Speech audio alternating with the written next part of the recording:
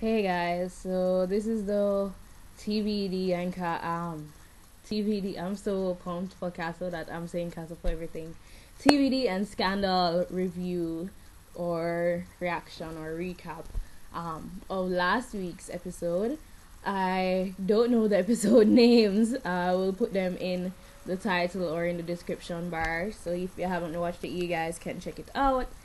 But okay, so I'm gonna go and do TVD first. So, TVD was interesting. Thank you, God. Finally, an interesting episode. Finally, an episode where I don't feel like slitting my own throat. Okay, because the weeks before, I was just like, who the hell is writing these episodes? Like, especially week before last, I was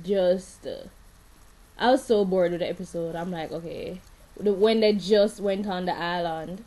And you know what I find funny too is the fact that they can receive service on this weird, private, unoccupied island. They receive cell service. I just thought that was kind of funny. But anyways, moving along from that. Last week, okay, so Jeremy came fully into his hunter's mark, whatever, all that crap. They go to the island. So it's Jeremy, Elena, Rebecca, Stefan, Bonnie, and Professor Shane.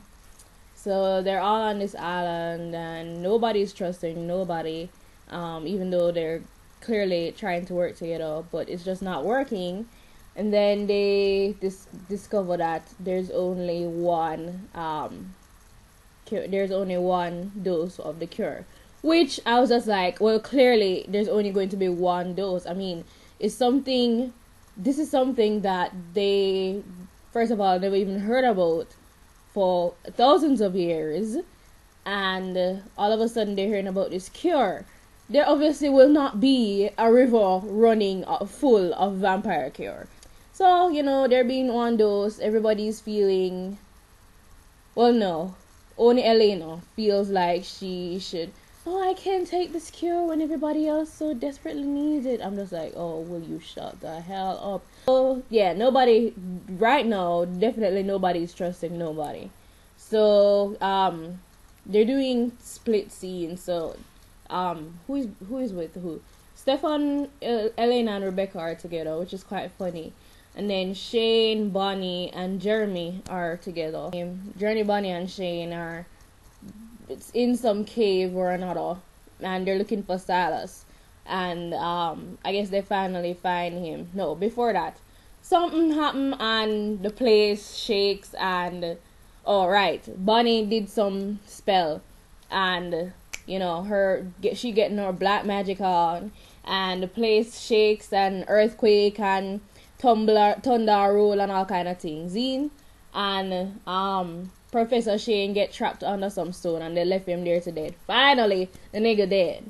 Okay, so then it's Jeremy and Bonnie,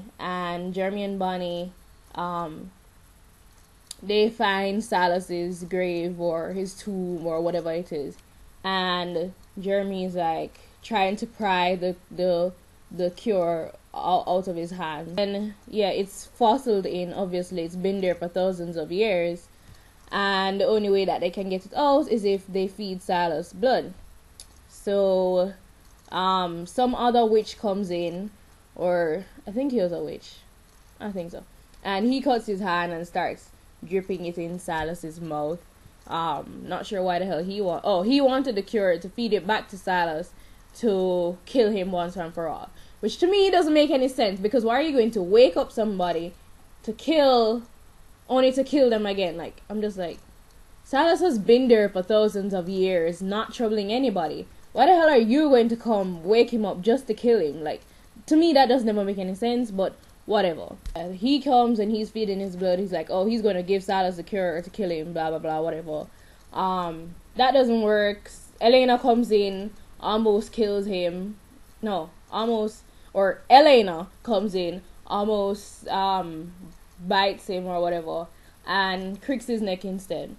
Anyways, like 2 minutes later, we find out that this is Catherine. Clearly, because of the way she's acting, she didn't even glimpse upon Bonnie, and then she attacks Jeremy, bites Jeremy's neck, feeds Jeremy's blood to Silas. Silas wakes up, ish, kind of, and cricks Jeremy's neck. So Jeremy is dead, I suppose. I don't know. And Catherine has run off with the cure. End of episode. My thing. Why does Catherine want the cure? Because it wouldn't make any sense that she wants it for herself. Point being that if Catherine gets the cure and Catherine becomes human again, then the whole thing of her killing off all these people to become a vampire and whatever, it just wouldn't make any sense. You see me? Where things just wouldn't add up if Catherine wanted the cure for herself. So why does Catherine want the cure? Okay. Anyway, so that's his TVD review. Good episode, Julie. Still a few loopholes, but I guess you will fill them eventually. If not, I will be back here to blast your ass. Scandal. Shonda Rhimes. Girl. Why you do that? Last week, Scandal was... You guys should follow me on Twitter, Zine, where I live tweet, and you will get my full-blown reaction on Twitter for Scandal and TVD and Castle and everything else that I watch. Like, you should follow me on Twitter. This is my Twitter link. Follow me. Okay, so, Scandal. It's 10 months later, and Olivia is now a big-time swimmer, clearly, and Fitz is an alcoholic. Somebody framed David Rosen, stab some girl, kill her, and plant her in the bed, or some shit, and in his bed.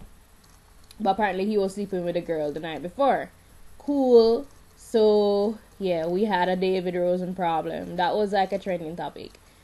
We have a David Rosen problem. So the gladiators, had to fix David Rosen's problem, blah, blah, blah. David Rosen being the ungrateful bastard that he is. He thinks that Olivia is the one who planted all of this. And I'm just like, what the hell are you even talking about? Yeah. Moving on to the other part of the storyline, which is Fitz, Olivia, Millie, that whole love triangle thing. Cool. So, I don't know what. That's not a triangle. Anyways. So Fitz and Millie are still barely talking. Like, I don't know how they survive, how she survives in a house like that with a man that pretty much hates her. Olivia and Fitz really not talking. They haven't seen each other in the 10 months.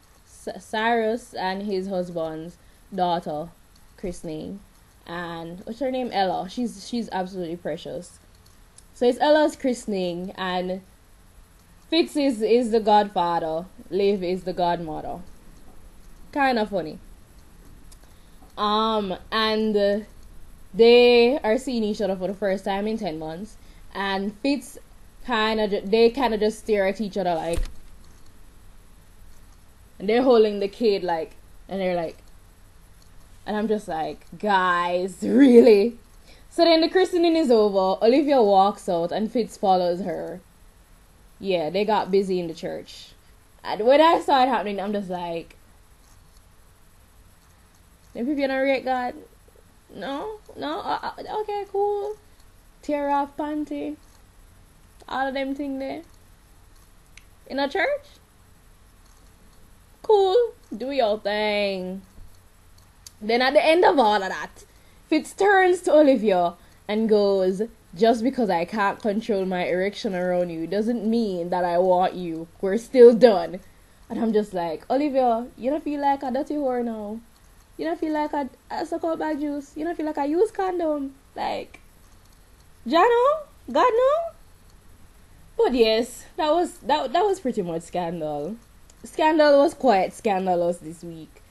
So this review has gone on long enough. I hate when my videos go over 10 minutes. I really do. So y'all will definitely be seeing a Castle review of me by tomorrow, because Castle is on tonight at 10 p.m. on ABC. Y'all niggas better be watching. right? Shit's about to go down. Alexis is going to get kidnapped, and we're going to see a very, very, very emotional Castle, and we're going to see how Kate is there for Castle emotionally. Like, I think it's going to be such a great episode, and I'm pretty sure I'm going to be in tears by the end of it. So I have a box of Kleenex zine, and I'm going to watch Castle with my box of Kleenex.